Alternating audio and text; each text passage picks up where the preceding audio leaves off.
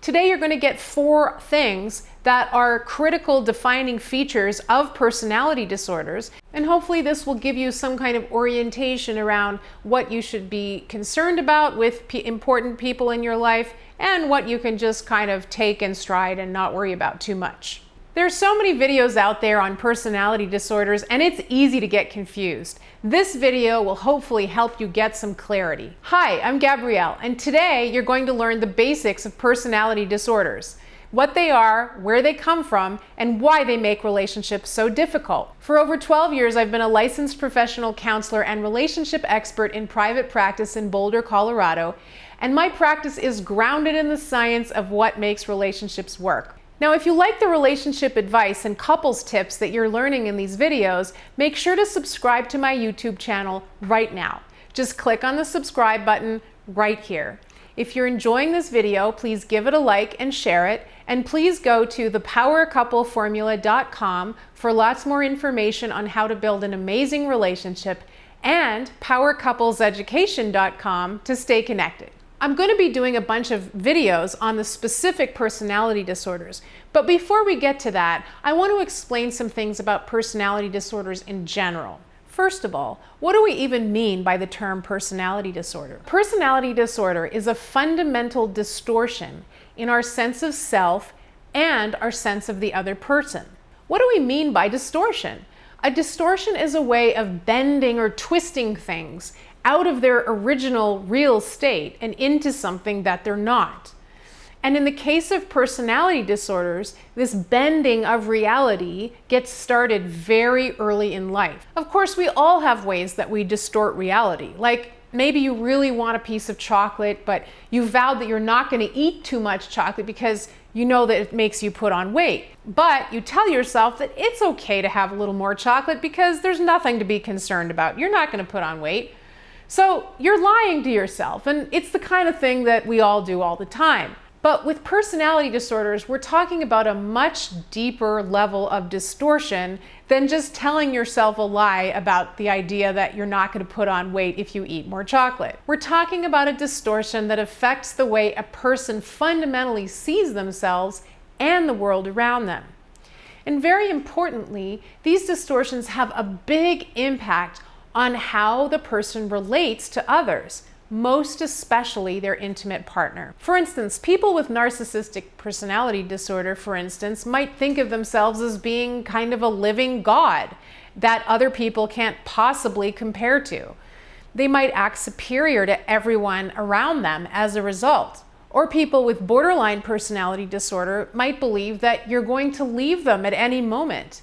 And so when you're really just walking into the other room to get a snack, they think you're ending the relationship. And this might really, really enrage them. And all you were doing was going to get some chocolate. So let me give you 4 specific things that really are defining characteristics of all personality disorders. The first one is an inability to deal with reality. We can look to childhood to understand more about what this means. Children are naturally driven by pleasure. They want what they want. They, want to nurse, or they want to go to the playground, or they want to be held. And whatever it is that feels good, they're going to go for. They want what feels good, and they want it now. And you could say that early in life, pleasure is really an orienting drive for all human beings. We want to move toward pleasure and away from pain. But what's supposed to happen in the ordinary course of human development is that as we grow and we go from being a baby to a young child to an older child to a teenager to a young adult, we start to encounter reality more and more directly, and we start to realize that actually we can't have what we want all the time whenever we want it, that there are objective limitations in the world that we have to deal with. There are other people's feelings, other people's wants and desires, and that we have to contend with that. And so there's kind of like a coming to terms with the limitations of the world around us, and that's a part of natural, healthy development. So what's supposed to happen is that we move from having that pleasure-driven orientation to being reality-driven. We still like what we like, but we're not going to kill other people and, rape and pillage in order to get everything we want all the time. We've sort of moved out of that stage. What happens with personality disorders is that there is so much frustration that occurs in the life of the very young child that they never really graduate out of that pleasure-driven period. So for instance, part of being driven by reality is that, like for most of us, you think, well, I want to get a car. So that means I have to get a job, and then I have to save up money, and I'm going to have to apply for a loan. And I can imagine myself driving a really nice car a few years from now.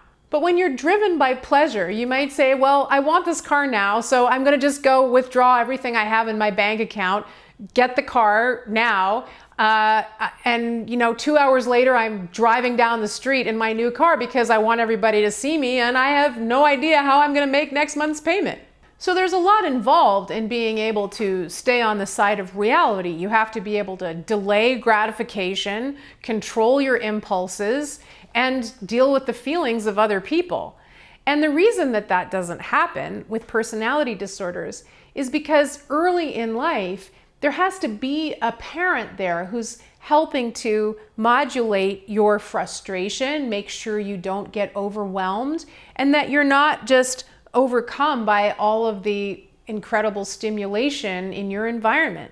And with personality disorders, we know that that doesn't happen, that there's a rupture in that sort of modulating force in the parent-child relationship. So in normal development, you'd need a parent there to say, well, you can't just steal all of your sister's toys just because you want them, you need to share. And or you would have a parent who's cheering you on when you try to crawl for the first time. Even if you can't quite do it, they're still there supporting you. So all of those parental functions are what protect the child from that experience of overwhelm and gradually help the child to develop their own ability to self-soothe, to get themselves going, to tolerate frustration. And that's what serves them in good stead once they become adults and they need to, work for several years to buy a car. So when there's that good parental interaction, you begin to adjust your sense of reality to include not just what you want, but also other people in your environment and who they are and what they want. The second defining feature of all personality disorders is the reliance on a false sense of self. What do we mean by a sense of self to begin with? Well, we know that we all form a sense of self, which is basically a collection of self-images and also images of other people. And those internal images are based on experiences that we have in relation to other people. So let's say that, you're a baby and you're crying and your mother comes and picks you up and feeds you, and you have an experience of being held and nurtured, and you're looking up at your mother and she looks so sweet, and you have an experience of goodness in yourself, and mommy is good, and the feeling that connects us is one of love and nurturance. So if you have enough of those kinds of experiences repeatedly over time, that gets solidified, you could say, as a positive sense of self. So because you have this parent who's helping you kind of navigate reality and manage your energy and your emotions, and you start to develop a sense of self-esteem by dealing directly with the world. So you learn that when your mom taught you how to pick up your room, and now you're picking up your room, and when you do that, then you get an extra helping of dessert. So when you take some sort of initiative, you get some kind of predictable result that's grounded in reality. You develop a real self that can engage in self-expression. You can express who you are and what you want and go after things in the world and have a direct relationship with your environment. So you can't just go steal toys from your sister. You learn that actually you have to negotiate with your sister, and otherwise she won't want to play with you. And so, you learn how to do that and work something out with her in a way that feels fair. And that's what you learn about how to deal with reality. But what happens with the false self? What is the false self? Instead of being grounded in reality, the false self is grounded in fantasy. And that means that you maintain a sense of self-esteem by defending yourself against painful feelings. In contrast to the real self, the false self is not grounded in direct interactions with other people. It's kind of like this bull in the china shop that just does its own thing and is protecting itself from pain and going toward pleasure. It's based on a fantasy because the world doesn't really work that way. You can't just put the blinders on and go after what you want and not think about anybody else. Because people with personality disorders didn't have that grown-up in their lives when they were a child who was modulating their experience of the world so that it wasn't overwhelming for them. They learned to function alone in their own mind, in their own world, without input from other people. They're driven by their emotional impulses rather than creating a kind of feedback loop with the people around them so that they can modulate their behavior and work together. The third hallmark of all personality disorders is that there's a split in the sense of self and the sense of the other person. Now let's back up for a second and just talk about what happens with normal development. When there's no split, we can talk about what we were calling the real self, where there's some acknowledgement that sometimes you feel positive and sometimes you're in a bad mood, but you're actually the same person over time who's having these different experiences. And you can be both good and bad, so to speak. And other people can also be good and bad. Sometimes your mom is nice to you, sometimes she's kind of in a bad mood, but it's the same person over time and that fundamentally she loves you. And you find a way to work with both the positive and negative aspects of that. But when there isn't a parent available to help this real self develop, there's going to be a split that develops. That means all of the good experiences you have where you felt good and you got what you wanted and people were nice to you, that becomes one sense of the good self. And then all of the experiences you had where you were frustrated and overwhelmed and you felt attacked or devalued and just horrible, that all becomes the sense of your bad self. So you have a good self and a bad self, and they're split. They're not connected. Now the same thing happens with your sense of the other person. Instead of having a continuous sense of another person, and sometimes they're in a good mood and sometimes they're in a bad mood, you actually experience them as having a fundamental split. You're either seeing them as all good all the time, and they treat you well and they give you what you want and they're so wonderful, or you absolutely hate them. They don't do anything right. You just don't like them at all. So when you have this kind of split, when you're relating from this good side, then you and the other person are just basking in this wonderful glow. But when it shifts to the bad side, then it's like everything goes south and you never liked this person. You hate this person's guts. You just want to annihilate them or at least never see them again. You can imagine the havoc that this wreaks in intimate relationships. One minute you're madly in love and the next minute you hate your partner's guts and you're out the door. The thing about this split is that neither one of these parts is real. Both of them are extreme, unrealistic, and one-sided. And a person is just unable to see themselves or the other person realistically.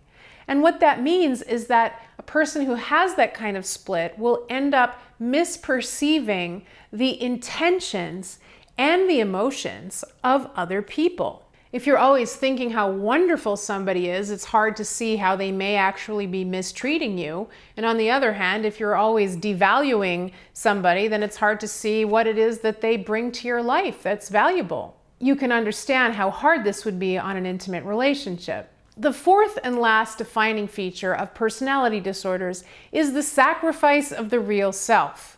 It's easy to get angry about personality disorders and blame people who have them. There's something very tragic about personality disorders, which is that people with personality disorders are trapped in this false self that developed very early on, and they're still trying to satisfy the needs of that false self, even into adulthood. There's something driving people who suffer from personality disorders. It's a pain, an injury that they experienced early in life. And that is the driving force instead of the realization of their individual gifts. This is especially tragic as they reach adulthood, because they need to comply with the needs of the false self in order to avoid the feelings of pain, shame, humiliation, and worthlessness that they experienced as children. They are unable to get into interpersonal relationships because of a lack of empathy for other people. Narcissists, for instance, will do anything to avoid the feelings of shame and humiliation that they have deep down inside, including destroying and annihilating other people so they don't have to feel those things. With borderline personality disorder, people will punish themselves because they feel so guilty for not living up to what they think other people want from them that they might self-harm or try to commit suicide. In relationships, people with borderline personality disorder might do things to sabotage the relationship because they're so afraid that if their partner gets too close and too intimate, that they're going to get horribly hurt and injured the way they did when they were little.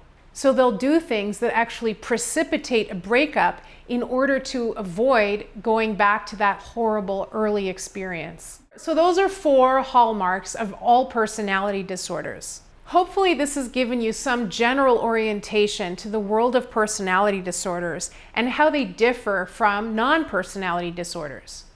In future videos, we're going to take each of the personality disorders in turn and really do a deep dive and look at the unique characteristics of each of those. But for now, I'd like to ask you to reflect on a few things and sound off in the comments below.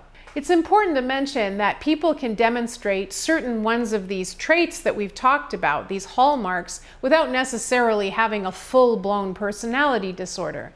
But in the comments, I'd like you to talk about whether you've seen any of these 4 hallmarks that we talked about in any of the people close to you. So once again, they were the inability to deal with reality, the development of a false self, the split self-image, and the sacrifice of the real self. Leave me your comments below. I look forward to reading them and exploring personality disorders more with you in future videos.